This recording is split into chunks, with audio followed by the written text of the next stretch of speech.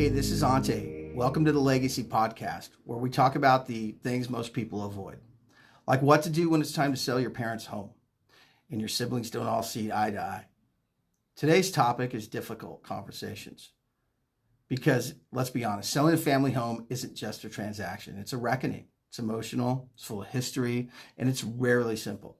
That house holds memories. It's where you learned to ride a bike, hosted birthday parties, came home from college, and maybe even had to say goodbye to your parents.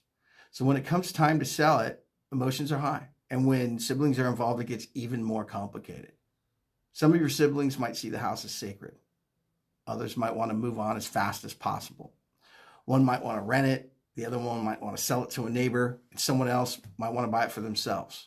And even if everybody agrees on the final outcome, getting there can be extremely messy. So how do you do it? How do you navigate the emotions, the logistics, and the family dynamics without losing your mind or your relationships with your siblings, which are important? You start by acknowledging the emotions. That's the part most people want to skip. We want to jump straight into the action, get the house appraised, clean it out, get it listed. But if we skip the emotional part, it usually comes back to bite us later. You have to name what's everyone's feeling. You have to make sure everybody is heard. That might sound like, I know what this house means, different things to each of us. And this process might be hard. But I want us to be honest and kind with each other while we figure it out. That one move, saying the quiet part out loud, can completely shift the tone of those conversations. The next step is transparency. Be honest about what you want and ask others to do the same. Don't play games. Don't assume everyone's thinking what you're thinking. If you want to sell, say that. If you're open to renting it out, speak up.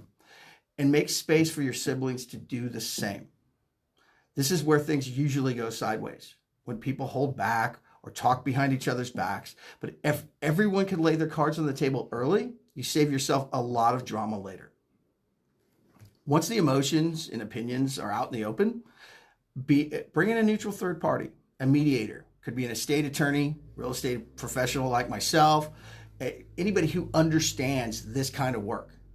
Someone who doesn't have the same emotional tie to the property and can help keep things grounded in reality. Because here's the truth. Most families just aren't equipped to handle this stuff alone. Not because they're dysfunctional and not because they aren't intelligent enough, but it's because it's hard. There are huge financial implications. There's legal responsibilities and years, sometimes decades of unspoken family dynamics. A third party can keep the process fair and on track. And finally, be flexible. You probably won't get everything you want. Nobody ever does. But if someone is willing to bend a little, you can usually find a solution that works for the entire group. That might mean giving a sibling more time to grieve. It might mean agreeing to split the proceeds in a certain way. It might mean hiring somebody to help with a clean out so it doesn't all fall on the shoulders of one person.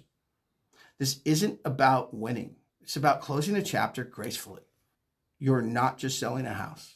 You're honoring a legacy. And how you treat each other during that process will be part of that legacy too.